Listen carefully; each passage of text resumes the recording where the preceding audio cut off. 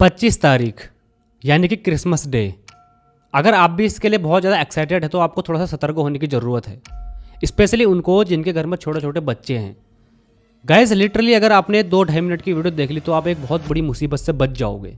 एक कोमल नाम की बच्ची होती है जो कि 7-8 साल की होगी। तो वो क्रिसमस के लिए बहुत ज़्यादा एक्साइटेड थी। मतलब कि 2 महीने पहले से ही उसने सब कुछ अपनी तैयारी कर ली थी कि मैं सेंटा को बुलाऊंगी और सेंटा से बहुत कुछ गिफ्ट मांगूंगी। और उसकी एक छोटी बहन थी आरती।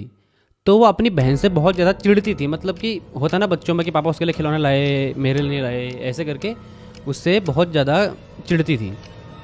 तो उसने प्लान बनाया कि मैं घर में किसी को नहीं बताऊंगी और सेंटा से बहुत सारे गिफ्ट मांगूंगी और अपनी छोटी बहन को चिढ़ाऊंगी।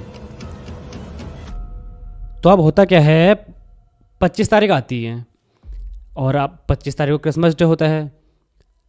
तो वो बच्ची रात के टाइम पे अपने छत पर चले जाती है सेंटा को बुलाने के लिए बिना किसी को बताए।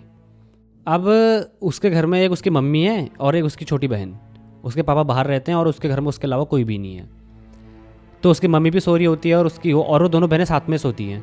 तो अपनी बहन से चुपचाप से उठकर चले जाती है छत पर सेंटा को बुलाने के लिए। अब वो गई छत पर, उसने सेंटा को बुलाया।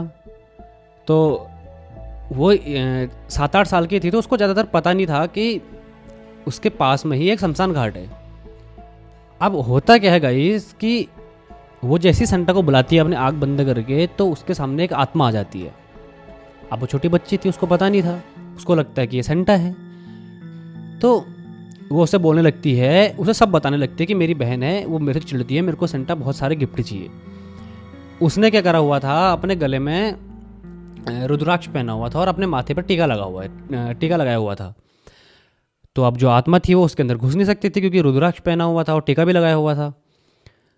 और आत्मा को तो भाई शरीर चाहिए ही होते हैं। तो ऐसा होता है, वो आत्मा से बोलती है बेटा तुम अपना मुंह धो के लाओ और ये रुद्राक्ष उतार के आओ। अब बच्ची चुपचाप से नीचे गई और वो नीचे जाके अपना मुंह साफ उप करके पूरा ये रुद्राक्ष वगैरह उतार के सब कुछ फेंक के नीचे फेंक के ऊपर आ गई। अब होना क्या था, उस आत्मा ने उससे कहा 2 घुटनों में वो बैठी।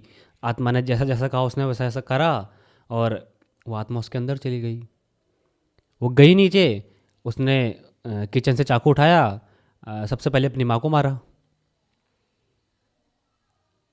और फिर अपनी बहन को भी मार दिया।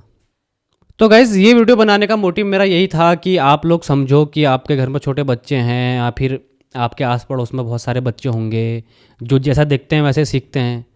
तो आप में से कितनी फैमिलीज़ ऐसी होंगी जो क्रिसमस के लिए बहुत ज़्यादा या फिर किसी भी त्यौहार के लिए बहुत ज़्यादा एक्साइटेड होंगी और अपने बच्चों को बोलेंगे कि बेटा ऐसा सेंटा ऐसा गिफ्ट देता है, वैसा गिफ्ट देता है।